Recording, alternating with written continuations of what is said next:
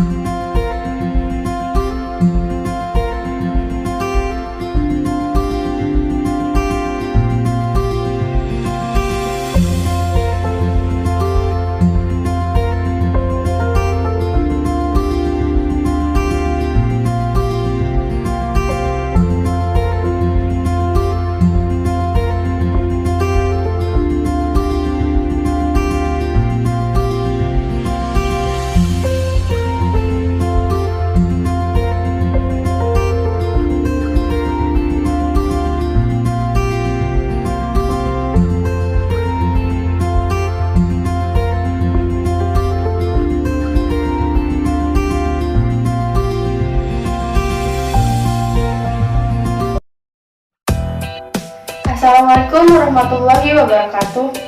Halo semua, nama saya Lala Nura Malisari dari kelas MN20I. Saya perwakilan dari kelompok 1 untuk menyampaikan materi regresi linear berganda dengan judul Pengaruh Aktiva Luar Negeri Bersih dan Tagihan kepada Sektor Swasta terhadap Uang Beredar Luas atau M2 di Indonesia tahun 2017 sampai 2019. Sebelum ke pembahasan materi, saya akan memperkenalkan anggota dan masing-masing tugasnya. Di antaranya adalah yang pertama, Arif Indrianto sebagai editor video, yang kedua, Bustami Ismail sebagai pembuat PowerPoint, yang ketiga, Dodi Kurniawan sebagai pembuat PowerPoint, yang keempat, Donald Samosir sebagai pembuat PowerPoint, yang kelima, ada saya sendiri, Lala Nura Malisari sebagai pemateri, yang keenam, Lilika Saputri Panggabian sebagai pemateri, yang ketujuh, Lindi Nasution sebagai pemateri, dan yang kedelapan, Muhajirin sebagai editor video. Sebelumnya, saya akan menjelaskan apa itu regresi linear berganda. Nah, apa sih regresi linear berganda itu? Jadi, regresi linear berganda itu adalah hubungan antara dua variabel independen X atau lebih dengan variabel dependen Y yang bertujuan untuk mengetahui ada atau tidaknya pengaruh dua atau lebih variabel independen atau variabel X terhadap variabel dependen atau variabel Y. Kemudian, syarat uji regresi linear berganda. Sebelum melakukan uji regresi linear berganda, uji asumsi klasik harus terpenuhi terlebih dahulu, yaitu mencakup uji normalitas, uji linearitas, uji multikolinearitas, uji autokorelasi, uji heteroskedastisitas. Pada analisis regresi linear berganda, terdapat dua hubungan yang harus diuji, yaitu hubungan parsial X1 yaitu aktiva luar negeri bersih terhadap Y yaitu uang beredar luas, dan X2 yaitu bagian kepada sektor swasta terhadap Y yaitu uang beredar luas. Dianalisis dengan membandingkan nilai signifikan dan uji T. Hubungan simultan X1 atau aktiva luar negeri bersih dan X2 atau tagihan kepada sektor swasta terhadap Y atau uang beredar luas. Dianalisis dengan membandingkan nilai signifikan dan uji F. Selanjutnya, langsung ke pembahasan. Yang pertama, ada metode enter. Pada tabel tersebut menjelaskan tentang metode yang digunakan pada analisis regresi berganda, yaitu menggunakan metode enter, di mana variabel independen atau aktiva luar negeri bersih atau X1 dan tagihan kepada sektor swasta atau X2, serta variabel dependen yaitu uang beredar luas atau Y.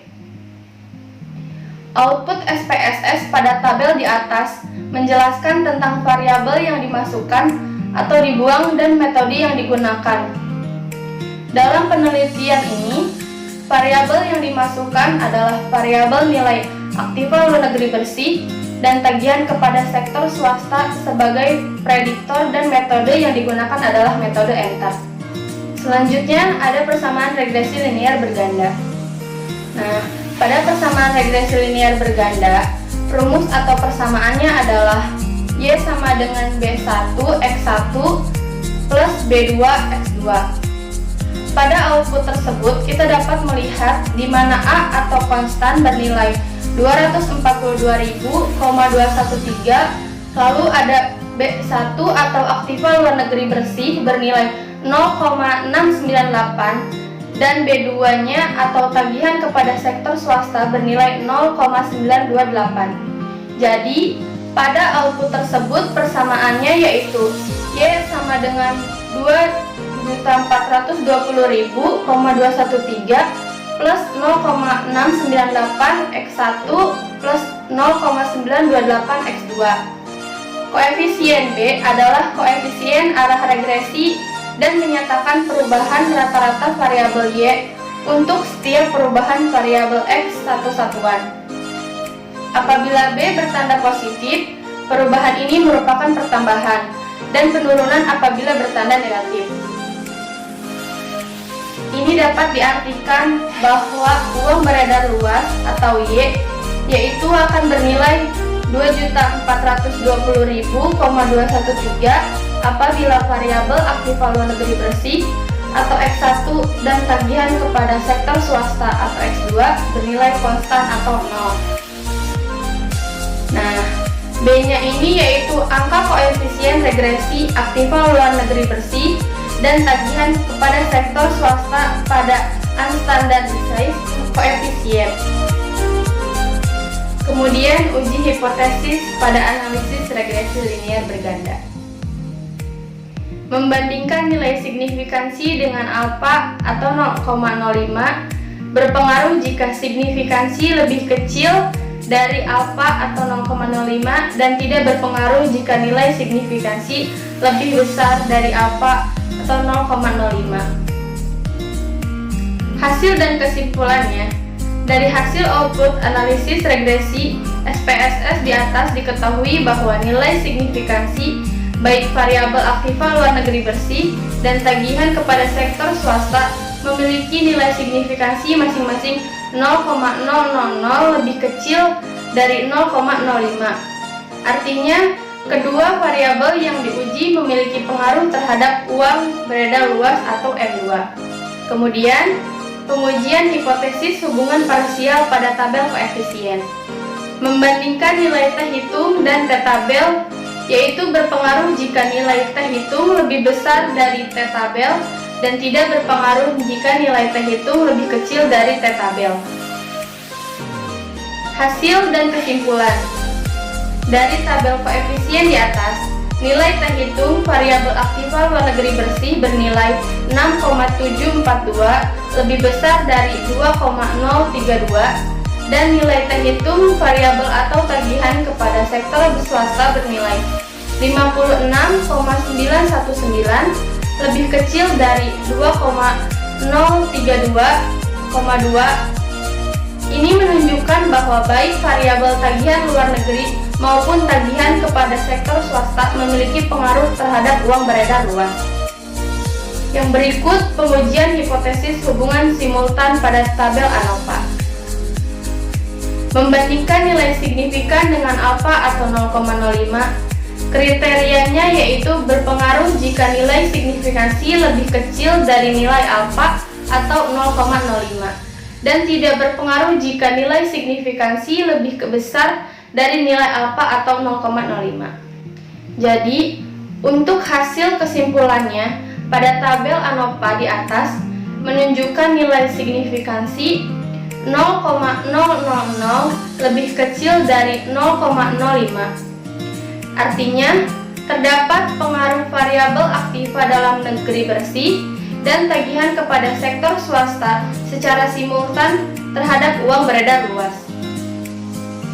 Hipotesis hubungan simultan, kita juga dapat membandingkan nilai F hitung dengan F tabel yang memiliki kriteria berpengaruh jika nilai F hitung lebih besar atau sama dengan F tabel dan tidak berpengaruh jika nilai F hitung lebih besar dari F tabel.